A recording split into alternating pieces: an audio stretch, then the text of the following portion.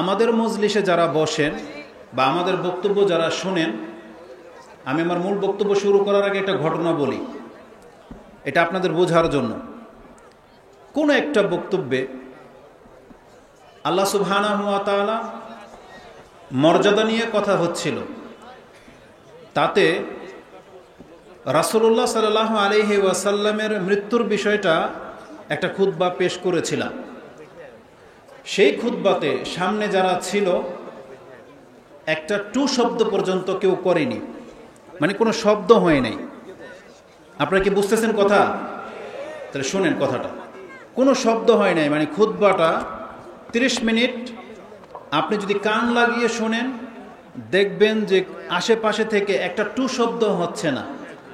মজার ব্যাপার হলো, ওই বক্তব্যের নিচে কিছু হানাফি ভাই আছেন যারা আমাদের খেলাফ, মন্তব্য করেছেন যে অন্যান্য শ্রোতাদের উদ্দেশ্যে বলেছেন যে আপনারা সবাই লক্ষ্য করে দেখেন যে এই যে হুজুররা বক্তব্য দিচ্ছে, ওনারা ভাইরাল হওয়ার জন্য ঘরের ভিতরে ক্যামেরার সামনে একা বক্তব্য দিচ্ছে, কোনো শব্দ হচ্ছে না। তা তার মানে সামনে কোনো শ্রোতা নাই। আমাদের সম্পর্কে বলা হচ্ছে যে সামনে কোনো শ্রোতা নাই, শ্রোতা থাকলে একটু না একটু শব্দ হতো।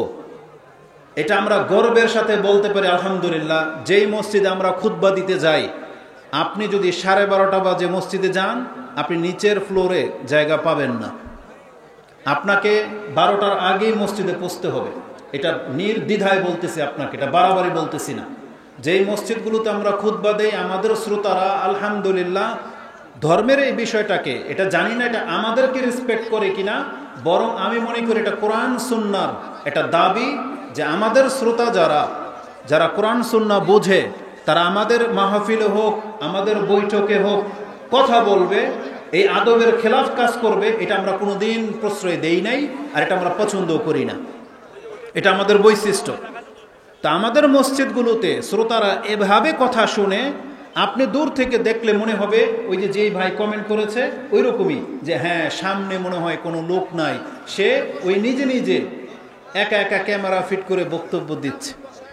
তো তার এই কমেন্ট থেকে আমি দুইটা জিনিস পেয়েছি।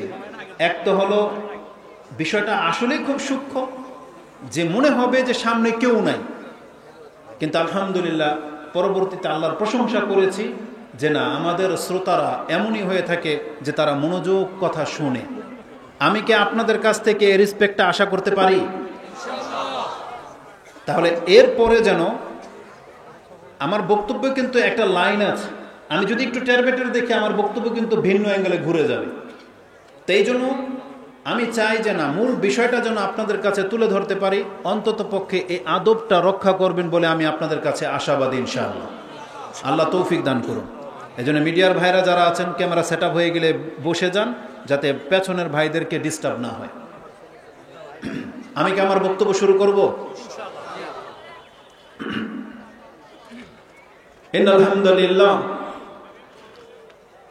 নাহমাদুহু ওয়া নাস্তাঈনুহু ওয়া নাস্তাগফিরুহু ওয়া নাউযু বিল্লাহি মিন শুরুরি আনফুসিনা ওয়া মিন সাইয়্যাতি আমালিনা মান ইয়াহদিহিল্লাহু ফালা মুদিল্লা লাহু ওয়া মান ইউদ্লিলহু ফালা হাদিয়া লাহু وأشهد أن لا إله إلا الله وحده لا شريك له وأشهد أن نبينا محمد عبد الله ورسوله صلى الله وسلم وبارك عليه وعلى آله وصحبه أجمعين.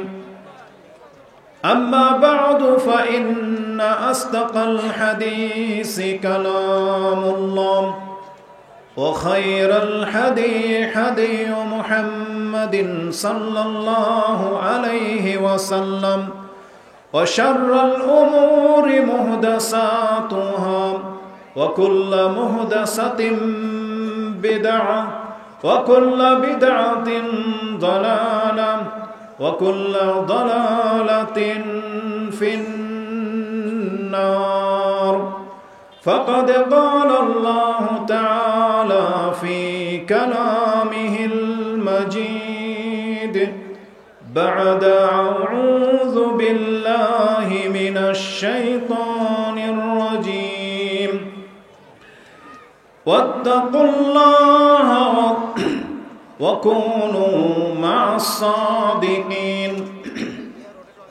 وقال الله تعالى في موضع آخر واتقوا فتنة لا تصيبن الذين ظلموا منكم خاصة واعلموا أن الله شديد العقاب.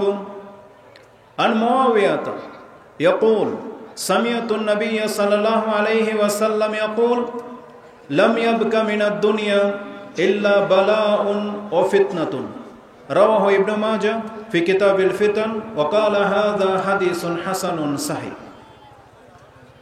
প্রশংসা মাত্র আল্লাহ সুবহানাহু ওয়া তাআলার, যিনি বিশ্ব জগতের একমাত্র মালিক, যিনি আমাদেরকে সৃষ্টি করেছেন মানুষ রূপে, মানুষের মধ্য থেকে তিনি আমাদেরকে মুসলিম করেছেন এবং মুসলিমদের মধ্য থেকে যারা আল্লাহ সুবহানাহু ওয়া তাআলার পরিচয় জানেন, যারা আল্লাহ সুবহানাহু ওয়া তাআলার দ্বীনের উপরে প্রতিষ্ঠিত আছেন, যারা আল্লাহ সুবহানাহু ওয়া তাআলার দ্বীনকে মেনে চলার চেষ্টা করেন, আল্লাহ সুবহানাহু ওয়া তাআলা আমাদেরকে তাদের অন্তর্ভুক্ত করেছেন। আল্লাহ সুবহানাহু ওয়া তাআলা আমাদেরকে সুস্থ রেখেছেন।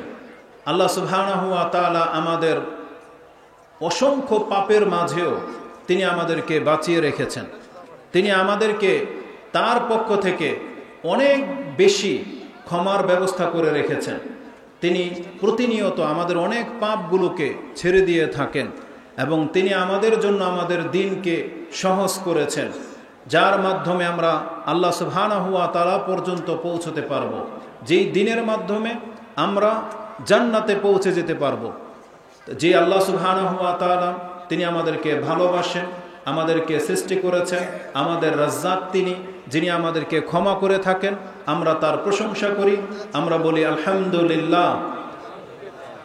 সালাতু ওয়াস সালাম প্রিয় নবী মুহাম্মদুর রাসূলুল্লাহ সাল্লাল্লাহু আলাইহি ওয়াসাল্লামের প্রতি, যার মাধ্যমে আমরা এই দ্বীন পেয়েছি, যার মাধ্যমে আমরা বিগত সমস্ত উম্মাহ থেকে বেশি মর্যাদাবান হতে পেরেছি, যার মাধ্যমে আমাদের দ্বীনকে বিগত দিন থেকে সহজ করা হয়েছে, যার মাধ্যমে কিয়ামতের মাঠে আমাদের হিসাবকে সহজ নেওয়া হবে, যাকে শাফাত করার অধিকারী করা হয়েছে, যার সুপারিশের মাধ্যমে অসংখ্য পাপী মুসলিমকে জাহান্নাম থেকে মুক্ত করে দেয়া হবে। আমরা সেই রাসূলের প্রতি সালাত এবং সালাম পাঠ করি। আমরা বলি আল্লাহুম্মা সাল্লি ওয়া সাল্লিম ওয়া বারিক আলা নবিয়িকা মুহাম্মদ। আজকের এই মাহফিলে আমি যে বিষয়টা নিয়ে আপনাদের কাছে উপস্থিত হয়েছি, সেটা থাকবে মুসলিম ভাই হিসেবে আপনাদের কাছে একটা অঙ্গীকার চাচ্ছি। এই অঙ্গীকার হবে আপনার সাথে এবং আল্লাহর সাথে, আমাদের সাথে না। এই ওয়াদা, এই অঙ্গীকার হবে আল্লাহর সাথে। কারণ আমরা লক্ষ্য করে দেখেছি বাংলার জমিনে এরকমের ওয়াজ মাহফিল শত শত বছর ধরে হয়ে যাচ্ছে। প্রত্যেক জুমায় খুতবা শুনতেছেন, হাজারো আলেমদের বক্তব্য নেটে রয়েছে, কিন্তু আমাদের মুসলিমদের মাঝে সেই মাপে পরিবর্তন লক্ষ্য করা যাচ্ছে না।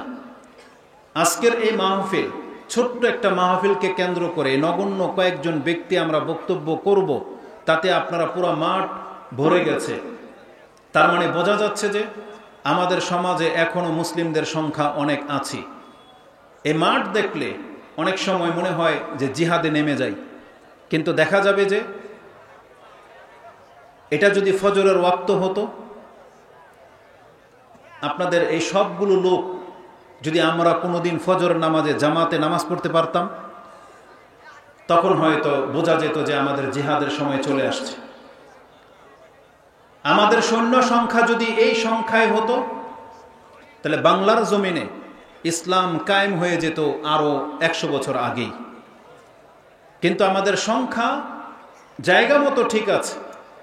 আমরা ঘরে ঘরে অসংখ্য মুসলিম তো আছি, কিন্তু ইসলামকে জাগানোর মতো, ইসলামকে পুরো পৃথিবীর কাছে তুলে ধরার মতো, ইসলামের মর্যাদাকে উঁচু করার মতো এই মুসলিমের সংখ্যা নাই বললেই চলে। এই জন্য আমরা আমাদের যুবক ভাইদের কাছ থেকে এই অঙ্গীকার চাচ্ছি, যাতে করে তারা একদিন বলতে পারে যে না, আমরা আমাদের নিজেদের মধ্যে পরিবর্তন ঘটিয়েছি। আমরা ওই সমস্ত যুবক এবং মুসলিম ভাইদেরকে দেখতে চাই যারা আমাদের বক্তব্যের মাধ্যমে হারাম খাওয়া ছেড়ে দিয়েছেন, আমাদের বক্তব্যের মাধ্যমে ওই নোংরা চরিত্রের জীবনযাপন ছেড়ে দিয়ে সঠিক রাস্তায় চলে আসছেন। এমন ব্যক্তিদেরকে আমাদেরকে দেখতে হবে। যারা হয়তো বেনামাজি ছিলেন তারা নামাজি হয়ে গেছেন, যেই মা বোনরা হয়তো বেপরদায় ছিলেন পর্দা করা শুরু করে দিয়েছেন। এদের সংখ্যা কত পার্সেন্ট হয়েছে এটা আমরা দেখতে চাচ্ছি। এটা যদি সংখ্যায় বেড়ে যায় তখনই আমাদের এই দাওয়াত, আমাদের এই বক্তব্য, আমাদের এই লেখনী সার্থক হবে বলে মনে করি। তবে আমাদের দুঃখ নাই, আমাদের ডাকে, আমাদের বক্তব্যে যদি মানুষ হেদায়েত খুব কম হয় তাতে বক্তাদের, আলেমদের কোনো দুঃখ নাই। কেননা রাসূলুল্লাহ সাল্লাল্লাহু আলাইহি ওয়াসাল্লাম আমাদের মাঝে হাসরবাসীর সেই দৃশ্য বয়ান করে গেছে।